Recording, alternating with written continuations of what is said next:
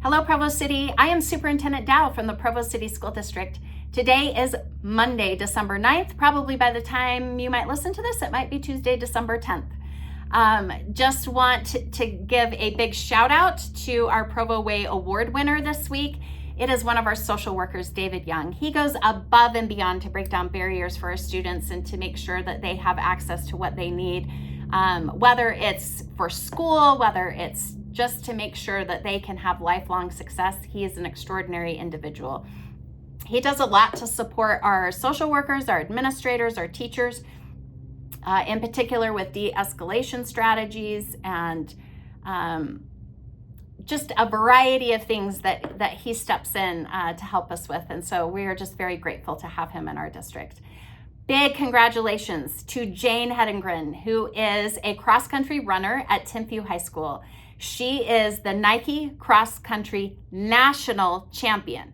Not just like a region champion, the national champion. And she beat all of the other contestants by a long shot. And she also broke the previous record for that particular course. So a big shout out to Jane for her incredible athleticism. She's an incredible human. Just wow, that is amazing to me. So just wanted to give her a big shout out. Some things that we are working on, we need all of you to help us get parent information updated in PowerSchool. So as you're talking with your friends and neighbors, and if they're talking about that they're not getting communication from the district, if you could help them to remember to go into PowerSchool and update their information, or have them call the school and they can help them update their information, this would be super helpful. It also helps parents as they're trying to excuse absences to make sure that the information they have for each child matches. So you have the same email address, the same phone number, then all of your kids appear. You can excuse those absences much more easily. So if you're hearing complaints from your neighbors about that, encourage them to call their school to get some support with that so that we can get that information updated. We have really appreciated our elementary schools and middle schools have really tried hard to support that. We have asked our high schools to actually hold our students' schedules until we can verify that parents have updated that information. So please help us with that, because we are only as good and effective at communication as we have the right tools to communicate with you. And so if you can make sure that that information is updated, that would be super helpful for all of us. Also want to give a big shout out to Centennial Middle School. Went to their production of Elf. It was fantastic. Just so impressed by all of the performers. And you know that parents are picking up kids from practices and they're putting them in voice lessons, and they're dealing with stressed out teenagers who don't have time to do their homework because they're at play rehearsals and all of those pieces. We appreciate our parents and all that they do to support the arts. We also appreciate our teachers who put in so much time to create these extraordinary experiences for our students. So it's pretty remarkable. So super grateful for that. Also grateful to Provo High and Timpview High for a great basketball game last Tuesday. The student bodies got along great. Our students really are fantastic leaders in our community as we continue to work together as an entire school district. Also want you to be aware that we've been putting out communication about our new electronic devices policy. It does go into effect on January 7th. That is the day our students get back from winter break. For our elementary schools and middle schools, it won't be much of a shift in what that policy is, but for our high schools, it will be. Students are expected at the high school level to keep their cell phones in a bag or backpack, not on their person. And they need to keep it in a mode where they cannot receive notifications. So that would also include an Apple Watch or a Garmin or whatever it is that they're using for a watch as well. If they do not, the teacher will be providing them with a case that they will lock their phone in. The phone will stay with the student, and then they will go down at the end of the day and be able to have an administrator or somebody in the office unlock that, and parents will be notified that their phone had been locked up. So we're hoping that this will help. At the high school level, we are allowing students to use their phones during class changes. We are allowing them to use them at lunch, before and after school. At our middle schools and elementary schools, we want them turned off and put away from the beginning of the day to the end of the day. And so we're really trying to create instructional environments that are just really challenging and rigorous. We need your help with this as parents. And we also know that we want to make sure that our teachers are providing the best learning environments for our kids.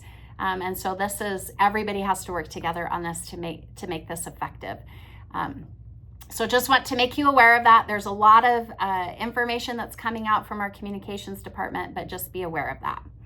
We love this time of year. All the individuals that come out and support our families across the district so that they can have great holidays.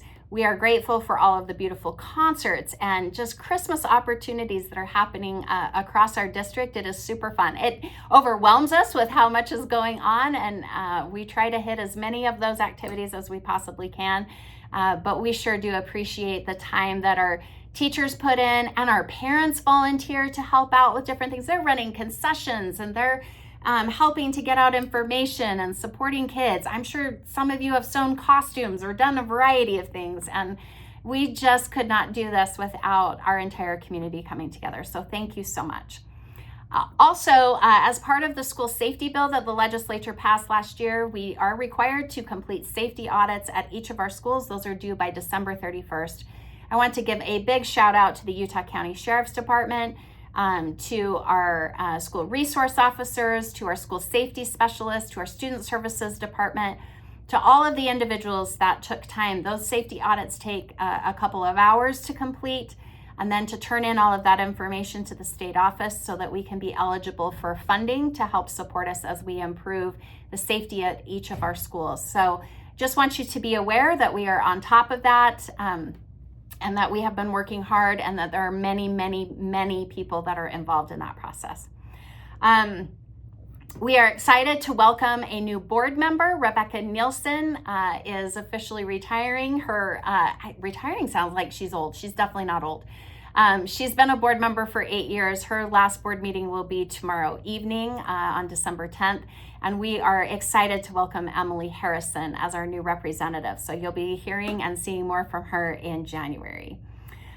With that, we do have a board meeting tomorrow night, December 10th. Our study session begins at 4:15 p.m. and our business meeting begins at 7 o'clock p.m.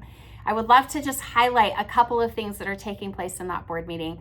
First and foremost, we have some policies that are being reviewed to ensure that they are in alignment with state law. Some of this goes with open enrollment, as we know that is open until the first Friday in February. So if you are wanting to attend a different school, you can do so and fill out an open enrollment application through the Student Services Department. That link is live on their website.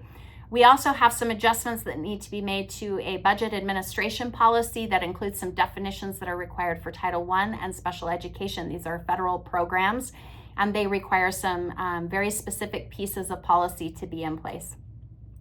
We also updated our policies about students whose parents are not residents of the state of Utah, but ways in which a student can become a resident of the state of Utah. That will be addressed. We have some updates to our assessment and state testing policy, as well as student reintegration plans. This is what happens when a student has a violent offense. We are required to reintegrate them back into our education system. Sometimes it creates an alternative placement. Sometimes they're on homebound instruction, different pieces depending on the situation. But our student services team has been doing this for years. We're just putting all of that into place in policy and procedure so that it's very clear as to what this looks like. And so that everyone is aware of that. We will also have construction updates for Timpview and Wasatch. We're pretty excited about those possibilities. And then we are also going to have a conversation about the Utah Fits All Scholarship. This is the scholarship that's basically a voucher program that if a parent decides not to participate in the public education system, they can receive $8,000 that they can use towards private education. They can use it towards different types of tutoring and different pieces. It also allows us as a school district to serve as a vendor for this particular scholarship. We have not been set up as a vendor. We have had some parents reach out to us asking us to allow students to participate in athletics or in certain AP or CE courses or specific programs. So we want to have a discussion with our Board of Education as to what this will look like as we put our fee schedule together for the 2025-2026 school year. We want to make sure that we're being really transparent about what this looks like so that everyone understands what opportunities are available and what those costs would be. We're also going to talk about some additional supports for Franklin Elementary, and Prevost Elementary is going to be highlighted in our business meeting in the school reports. So just some other things I would love to share with you. Our Franklin Elementary teachers are working so hard. They've done a fantastic job of taking their school improvement goals. They've identified specific students that they are working with to help achieve those particular goals. And it really helps when you put a name and a face to a particular number of what you're trying to accomplish as you're trying to improve a school's overall performance. If you have a child that's at Franklin Elementary, or you know someone who works at Franklin Elementary, give them extra love. They are working very, very hard to really provide the best education that they can. There's a lot of challenges, and I just want to give them a big shout out and a big thank you from our district leadership team.